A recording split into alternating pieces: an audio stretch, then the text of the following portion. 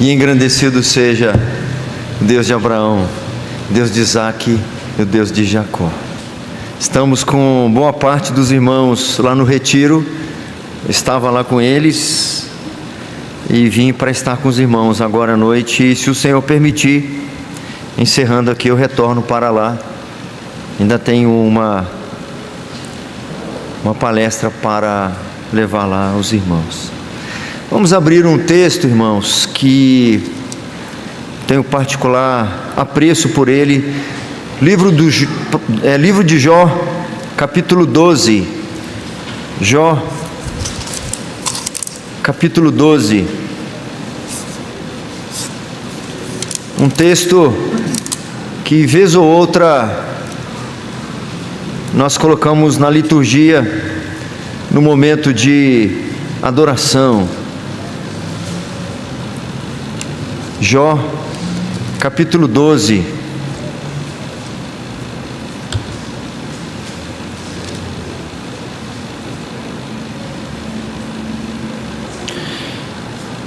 Do versículo, Jó capítulo 12, do versículo 7 até o 25.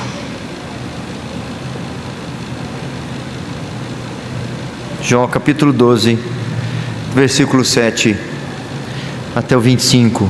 Os irmãos acompanhem a leitura da palavra de Deus.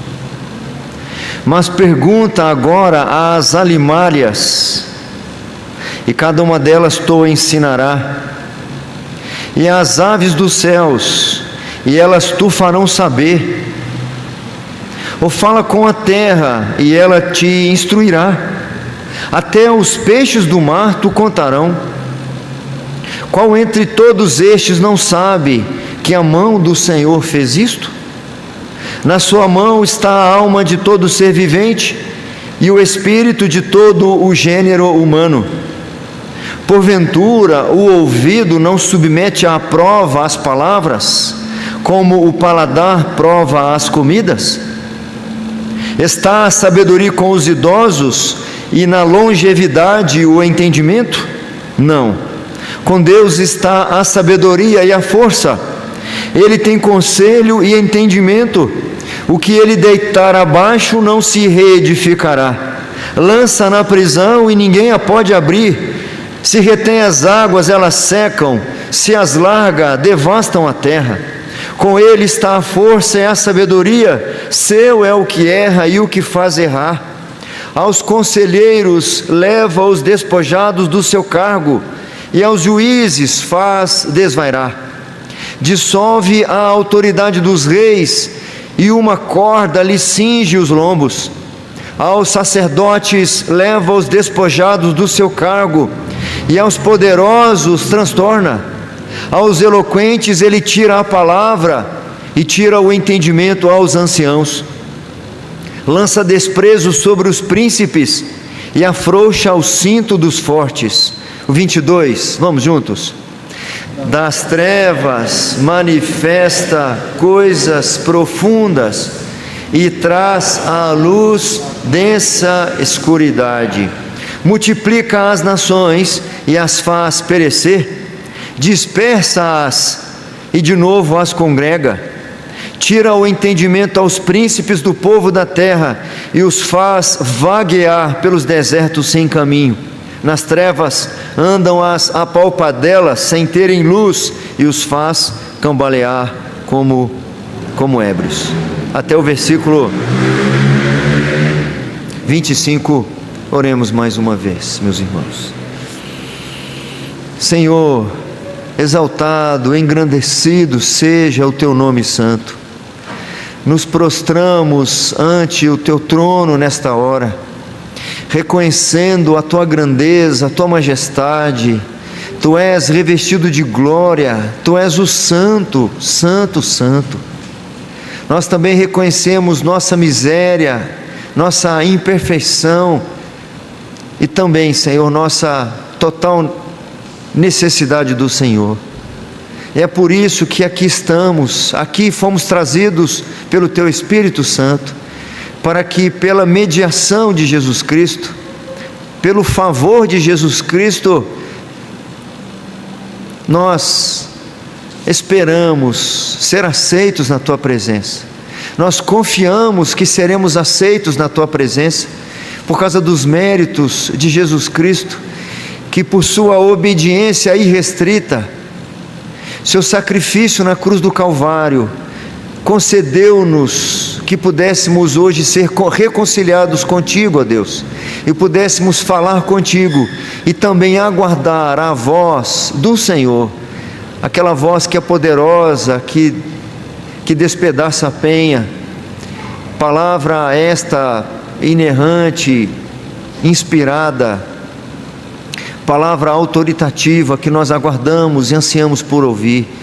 Fala conosco, Senhor, instrua-nos por intermédio da Tua palavra. É a oração que fazemos no nome precioso de Jesus. Amém.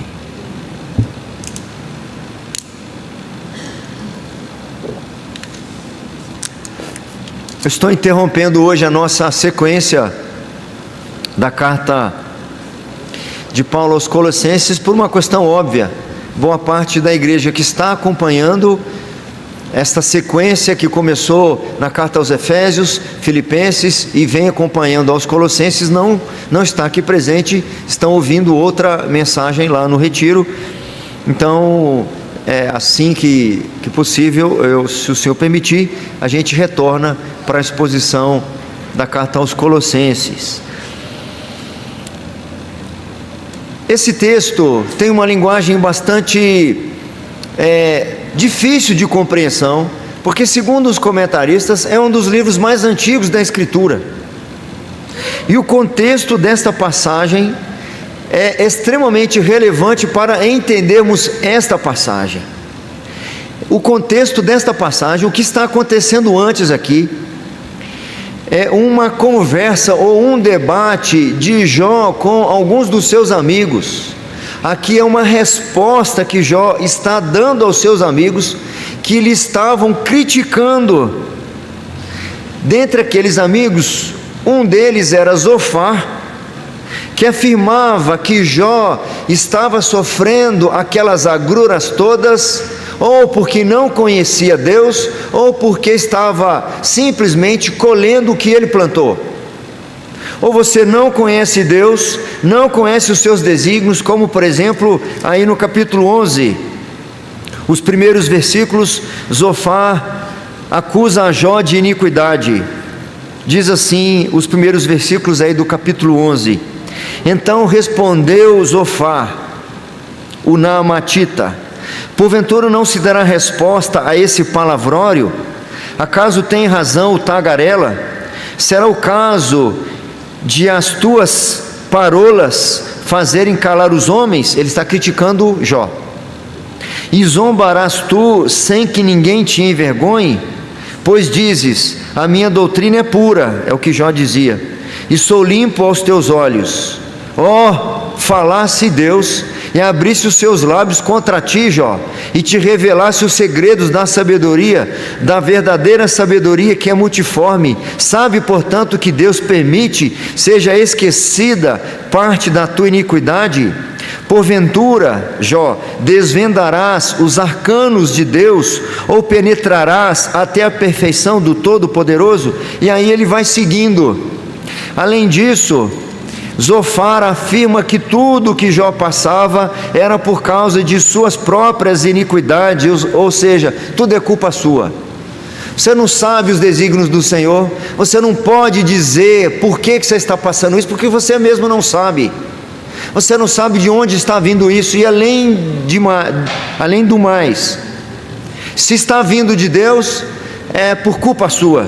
Ele vai dizer isso a partir do versículo 13 desse texto que nós estávamos lendo. Na resposta de Jó, que foi o texto que nós lemos aí do capítulo 12, nós descobrimos que Jó conhecia sim Deus. A acusação de Zofar era falsa, era indevida. Ele conhecia o Senhor o suficiente para afirmar que era Deus mesmo quem infligia a ele, Jó, aquelas dores, aquela situação que ele passava, e o conhecimento que ele tinha não estava restrito só a ele, Muitos tinham condições de saber e de conhecer que Deus é poderoso o suficiente para fazer o que estava fazendo. O nosso tema é esse: o eterno, soberano Senhor, domina sobre tudo e todos. O eterno, soberano Senhor, domina sobre tudo e todos. Em primeiro lugar, Jó vai dizer que ele conhecia o Senhor o suficiente para reconhecer isso. Quando nós lemos o livro todo de Jó, nós vamos descobrir que no final do livro de Jó, ele vai dizer que agora ele conhece muito mais do que conhecia. Antes eu te conheci de ouvir falar, mas agora os meus olhos te veem. Mas o tanto que ele conhecia Jó nessa ocasião já era o suficiente para ele saber que o Senhor, Ele é o eterno, Ele é o soberano Senhor que domina sobre todas as coisas. E ele vai afirmar aqui que a própria criação revela o seu poder. Então ele está dizendo, isso não, você está falando uma loucura, Zofar, porque não somente eu, mas até a própria criação reconhece isso. É por isso que ele vai, talvez até de forma meio irônica, dizer aqui no versículo 7, você quer saber uma coisa, Zofar? Pergunta agora para as alimárias, e cada uma delas tu ensinará. Pergunta às aves dos céus, e elas tu farão saber. Ou fala com a terra, e ela te instruirá. Até os peixes do mar, diz o verso 8, tu contarão. E o 9, qual entre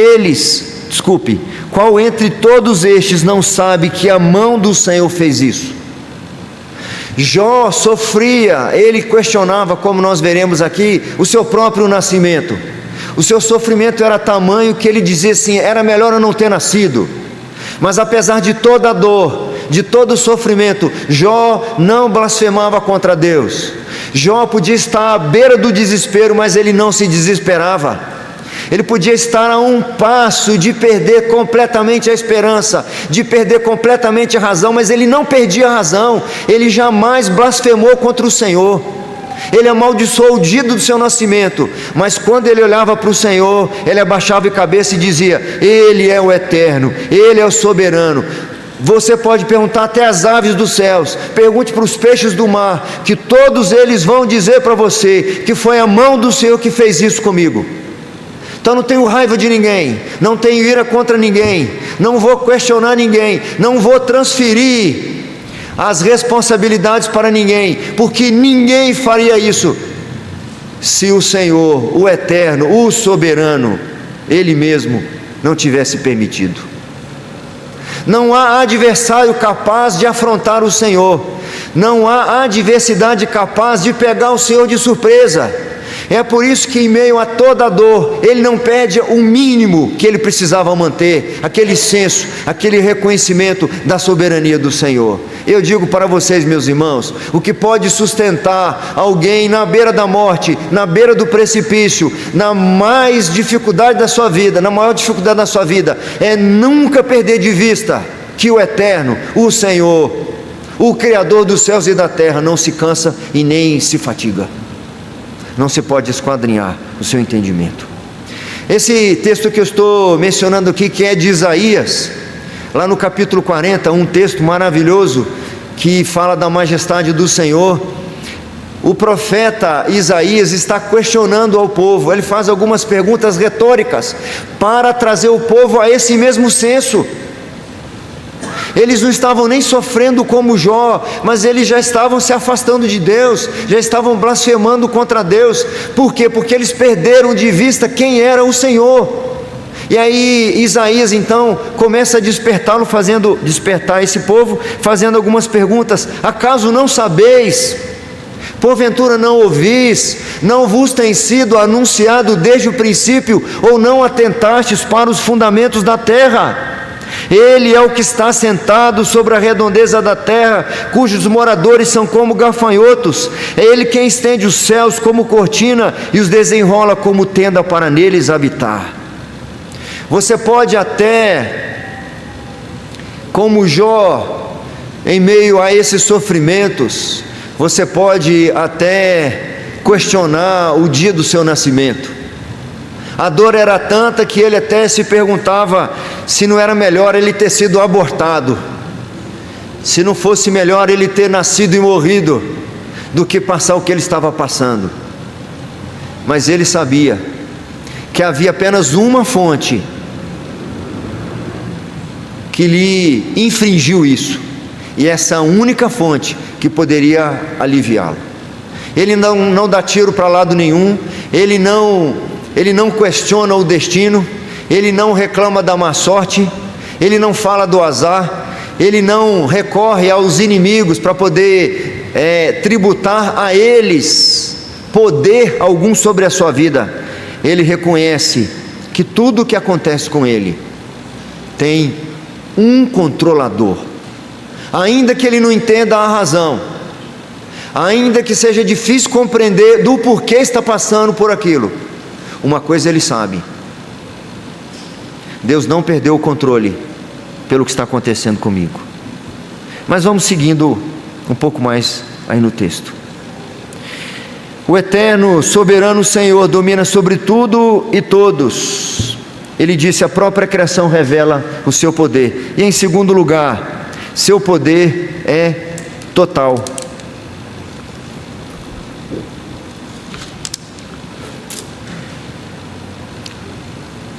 É a explicação para a palavra onipotente.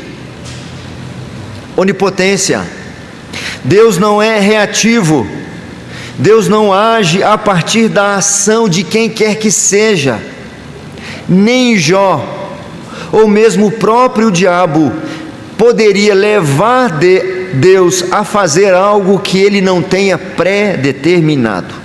Jó sofre a ponto, como eu disse, de amaldiçoar o seu nascimento, mas ele sabe que era a mão do Senhor que estava regendo as suas perdas. Deus é quem estava regendo a sua enfermidade, Deus que ainda estava controlando a sua vida. Mesmo em meio a tanta dor, ele não poderia duvidar do poder, do controle do Senhor. O problema não é sofrer, o problema não é sentir dor, o problema não é, como Davi muitas vezes nos seus salmos, apresentar suas lamentações diante do Senhor, ou como o próprio profeta Jeremias, que em meio às suas lamentações registradas viraram um livro. O problema não é dizer para o Senhor que está doendo, o problema não é se derramar em lágrimas. Sabe qual é o problema? Achar que em algum instante da sua vida Deus perdeu o controle, e que alguma coisa na sua vida, por pior que pareça ser, está fora do controle dele. Você pode não entender, você pode não gostar, pode doer incomparavelmente com todas as outras coisas que você passou. O que você não pode é o mesmo que aconteceu com Jó: em algum momento duvidar que tem alguém, que existe alguma força, que existe algum poder capaz de infringir qualquer coisa que seja na sua vida, à parte do controle absoluto do Senhor. Somente Ele tem todo o poder. Nós vamos encontrar, não precisa ir lá, mas lá no início do livro, em que Satanás está dialogando com o Senhor, nós encontramos, por exemplo, Satanás dizendo assim para o Senhor, quando o Senhor diz assim: porventura, quando ele, se você quiser ir, pode ir, mas eu já vi alguns folheando, é Jó capítulo 1, então pode ir lá, não tem, se você não quiser, pode esperar aí no 12 mesmo, não tem problema. Lá no versículo 8 nós encontramos: perguntou ainda o Senhor a Satanás: observaste o meu servo Jó? Porque ninguém há na terra semelhante a ele, homem íntegro e reto, temente a Deus e que se desvia do mal. Então respondeu Satanás ao Senhor: porventura Jó debalde, ou inutilmente, Jó inutilmente teme a Deus? Acaso não o cercaste com sebe, com fartura, a ele, a sua casa e tudo quanto tem? as coisas são tão fáceis para ele que aí é fácil ele ser temente ao Senhor, ele ser íntegro e se desviar do mal. Aí, então no versículo 10: acaso não cercaste, concebe, a ele a sua casa é tudo quanto tem, a obra de suas mãos abençoaste, e os seus bens se multiplicaram na terra. O versículo 11: estende, porém, a mão e toca-lhe em tudo quanto tem, e verás se não blasfema contra ti na tua face. Jó sabe que foi a mão do Senhor que estava sobre ele, está sempre sobre ele, esteve sempre sobre ele e estaria sempre sobre ele. Nos momentos em que ele reconhecesse isso como algo agradável, ou nos momentos que ele reconhecesse que isso era desagradável, nos momentos em que eu acho que está tudo bem, ou nos momentos que eu acho que está tudo mal, seja numa situação ou seja em outra situação, sempre é a mão do Senhor que estará sobre mim. Mesmo naqueles momentos em que eu duvidar da minha própria vida, da minha própria existência, que a minha dor for tamanha, nem mesmo nesse momento eu posso duvidar que o poder do Senhor falhou, fraquejou, ou houve alguém que pôde interferir no poder do eterno Deus. Eu posso, a exemplo de Jó, como se eu fosse Jó dizendo aqui, eu posso perder o rumo de muitas coisas. Eu posso dizer coisas aqui acerca da minha vida que são uma consequência de toda dor e sofrimento que eu estou passando, porque foi uma aparente desgraça em cima de outra aparente desgraça. E Jó então sofre e lamenta e geme diante do Senhor, mas ele em nenhum momento perdeu de vista que é a mão do Senhor quem fez isso. Aí, já que nós estamos aí no início de Jó, no capítulo 2, no versículo 5, por exemplo, nós encontramos Satanás dizendo novamente para o Senhor: estende, porém, a mão, toca-lhe nos ossos e na carne, e verás se não blasfema contra ti na tua face. Eis aqui alguns preceitos, meus irmãos, que devem ser norteadores na nossa vida, na nossa relação com o Senhor. Nós não podemos duvidar, nós podemos sofrer, nós podemos gemer, mas nós não podemos duvidar do poder soberano, do eterno, do onipotente Senhor sobre todas as coisas, porque aí sim eu perderia o rumo da vida, aí sim eu perderia toda a conexão com a realidade, com o propósito pelo qual eu existo. Essa premissa acompanha os homens e mulheres de Deus ao longo da história do registro bíblico. Nós vamos encontrar o apóstolo Paulo em uma situação diferente dessa, num contexto diferente, mas numa situação muito parecida. Ele escreve à igreja de Filipos, que lhe estendeu a mão várias vezes para enviar oferta missionária. Paulo escreve estando no calabouço romano, não sabendo quantos dias, semanas ou meses ele teria de vida. Ele diz assim para a igreja: olha, eu estou agradecendo a vocês a generosidade de vocês, a visão missionária de vocês, mas eu não estou dizendo isso por causa da pobreza, porque eu aprendi a viver contente em toda e em qualquer situação. Eu de tudo já tenho experiência, eu tanto sei ser honrado quanto ser humilhado. E ele, não numa lista exaustiva, mostra os extremos que nós podemos enfrentar na nossa vida. Nós podemos enfrentar momentos como Jó, muitos filhos e bens e patrimônio e riqueza e saúde e juventude, jovialidade e vigor, e no outro instante não tem mais saúde, não tem mais filho, não tem mais bens, não tem mais patrimônio, nem o apoio da esposa. Mas assim como Paulo, fazendo um paralelo, Paulo diz: eu tudo posso naquele que me fortalece. Quem me fortalece é o Senhor. Em qualquer situação que eu estiver, eu não posso perder de vista que é Ele quem controla a minha vida. A nossa confissão de fé, o que ela diz sobre a providência? Eu sempre, quando digo providência aqui, eu faço esse mesmo comentário. Nós temos uma compreensão muito limitada do que seja providência. Nós achamos que providência é o cuidado do Senhor para nos dar o pão de cada dia apenas. Isso é providência. É Ele quem providencia o nosso pão de cada dia. Ele quem providencia o alimento para as aves dos céus. A Bíblia ensina isso. Mas a providência do Senhor não é só para aquelas coisas que julgamos ser boas e essenciais. O Senhor quem providencia o pão para o meu bem, para a minha sobrevivência. Ele que providencia o ar que eu respiro. É bom que pensemos assim, mas Ele providencia outras coisas que são igualmente para o meu bem, ainda que eu não compreenda. O que diz a nossa confissão de fé? O muito sábio, justo e gracioso Deus muitas vezes deixa por algum tempo seus filhos entregues a muitas tentações e à corrupção do próprio coração deles, para castigá-los pelos seus pecados anteriores ou fazê-los conhecer o poder oculto da corrupção e dolo do próprio coração, a fim de que eles sejam humilhados, para animá-los a dependerem mais íntima e constantemente do apoio dele, e torná-los mais vigilantes contra as futuras ocasiões de pecar, bem como para vários outros fins justos e santos. O Senhor também providencia lutas, dificuldades, problemas e situações adversas, para, entre outras coisas, mostrar que dele é que eu dependo.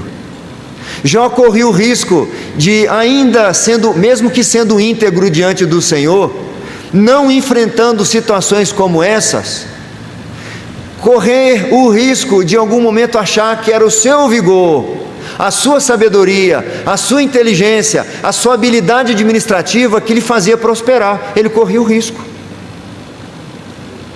Qualquer pai de família que nunca enfrentou alguma adversidade financeira corre o risco de achar que é a sua sabedoria, o suor do seu rosto que lhe faz sustentar-se e a sua família. Mas eventualmente o Senhor providencia alguns desertos, um desemprego, por exemplo, aonde ele não tem o recurso humano e não consegue resolver, e descobre depois de algum tempo que mesmo desempregado ele comia todos os dias e a família dele sobreviveu.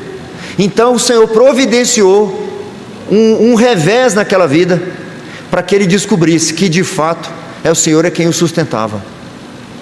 Os desertos para o povo de Deus são benesses da providência de Deus, para mostrar para nós que não é o nosso poder, para mostrar para nós que não é o nosso vigor, não a nós, Senhor, mas ao Teu nome da glória, porque nós corremos o risco de querer dividir com o Senhor a glória que lhe é devida.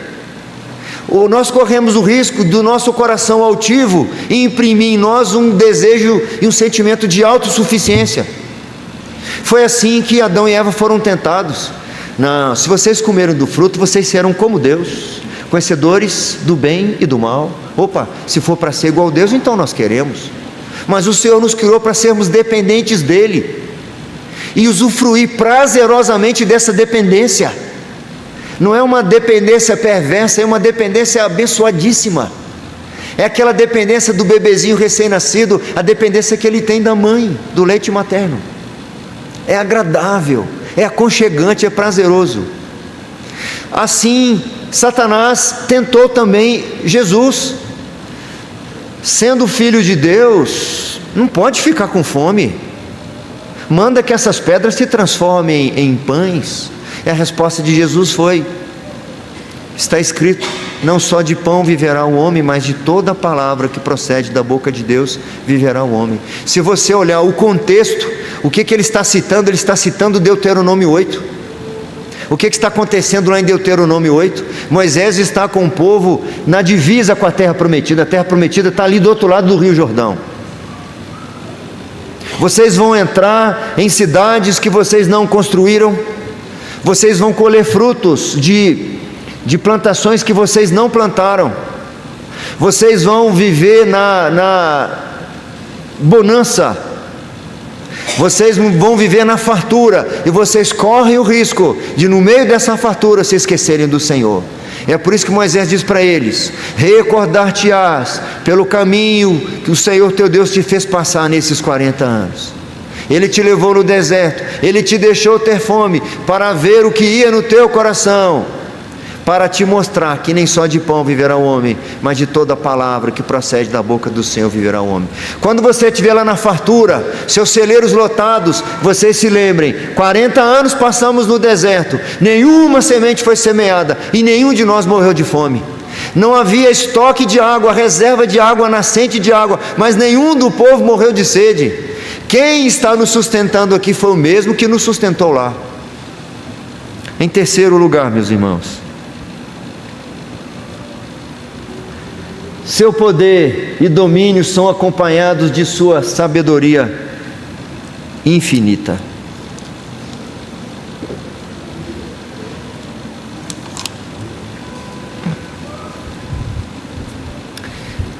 Versículo 12 ao 15, Jó começa a fazer aí alguns argumentos interessantes.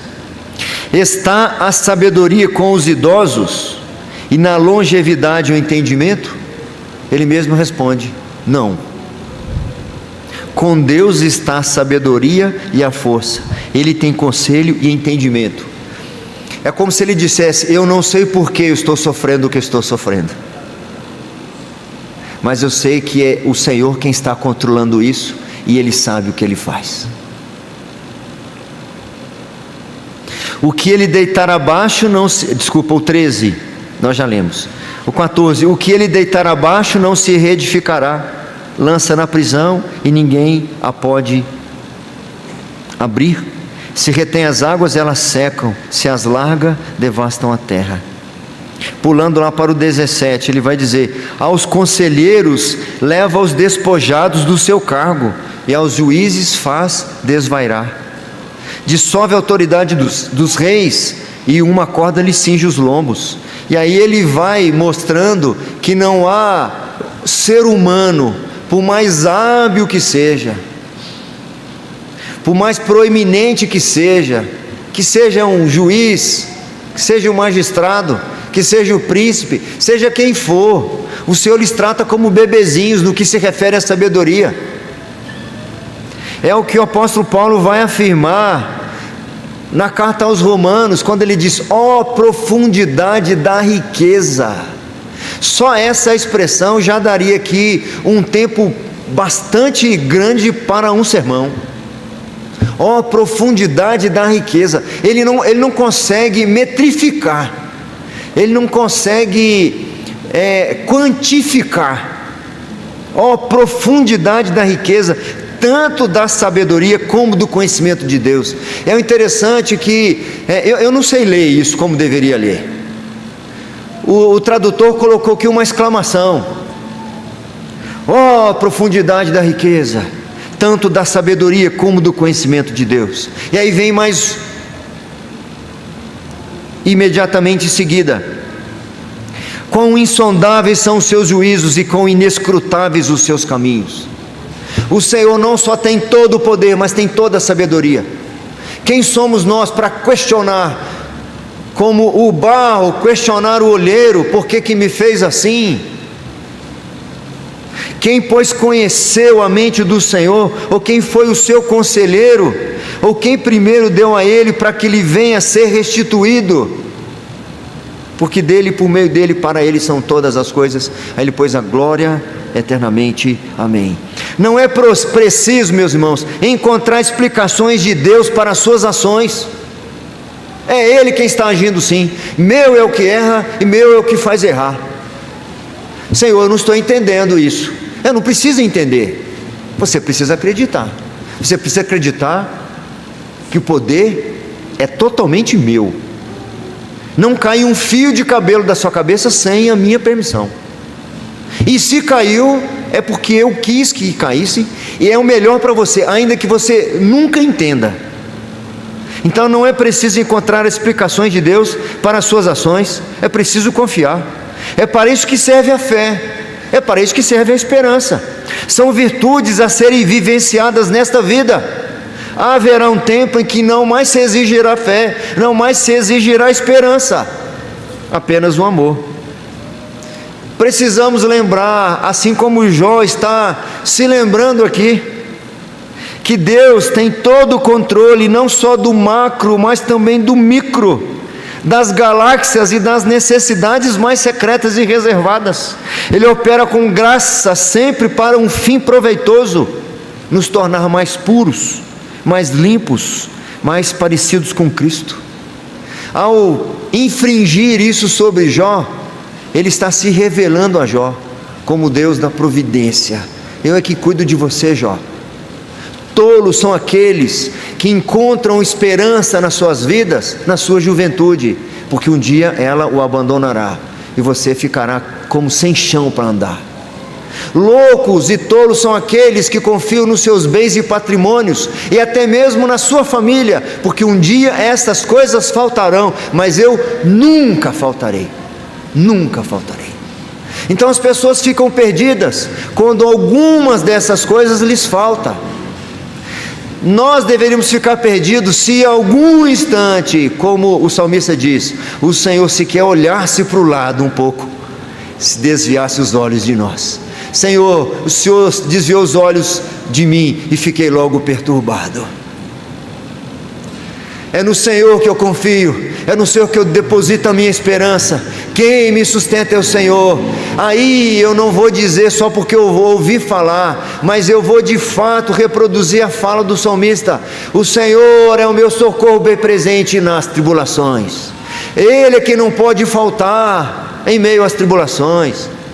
As pessoas vão faltar, o meu vigor vai faltar, minha força vai faltar, minha saúde vai faltar, mas o que não pode faltar é a certeza e a convicção que o Senhor, o eterno, soberano, domina sobre tudo e sobre todos. Uma formiga não me fará mal, nem o inferno inteiro, se o Senhor não lhes der autorização para isso. E se Ele lhes der autorização para isso, ainda que eu não entenda o porquê, não tenha explicações, eu sei que a vontade do Senhor é boa, é agradável e é perfeita. E há corações tão duros que precisam de ferramentas igualmente duras para serem transformados. Há vícios no nosso caráter, de vaidade, de orgulho, de egoísmo, que só uma enfermidade grave, como Jó está passando, poderia transformá-lo. O apóstolo Paulo também escreveu: rogo-vos, pois, irmãos, pelas misericórdias de Deus, que apresenteis o vosso corpo por sacrifício vivo, santo e agradável a Deus, que é o vosso culto racional, e não vos conformeis com o presente século. Não tomem a forma do presente século, não se adequem ao presente século, não fundamentem a esperança de vocês como as pessoas deste século fazem. Não ancorem a esperança e a confiança de vocês como as pessoas deste presente século fazem. Não avaliem o que é bom e ruim como as pessoas do presente século avaliam. Não avaliem o que é belo do que não é belo, do que é certo e errado como as pessoas do presente século avaliam.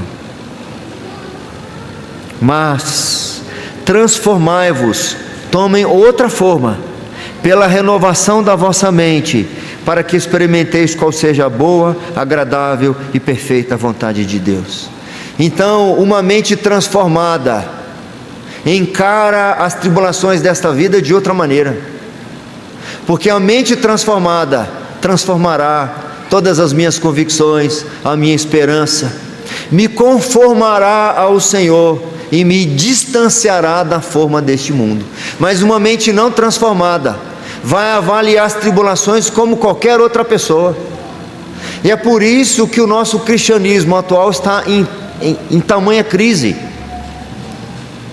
porque o Deus que as pessoas estão acostumadas a cultuar não é o Deus poderoso que infringe essas coisas, não é o Deus que domina sobre terra, céus e mar, como diz a letra da canção dos Vencedores por Cristo. Não é aquele que domina os astros na amplidão dos céus, como diz a letra do nosso hino 18, Deus dos antigos. O que está acontecendo de aparentemente ruim, se por acaso foram retidas águas sobre a sua vida, você precisa saber quem as reteve. Se as torrentes foram abertas, você precisa também saber quem as abriu. E quem fez isso é o Supremo Senhor. E eu finalizo voltando para um texto que eu mencionei no início, do profeta Isaías, quando está falando para um povo que nem está sofrendo nem de longe o que Jó sofre. Por muito pouco eles já estão se afastando de Deus. Eles estão preferindo confiar nas nações do que confiar no Senhor. E o profeta fica tão impactado por isso, fica tão revoltado com isso, que ele começa a fazer perguntas, como algumas que eu mencionei aqui. Acaso não sabeis? Vocês não sabem?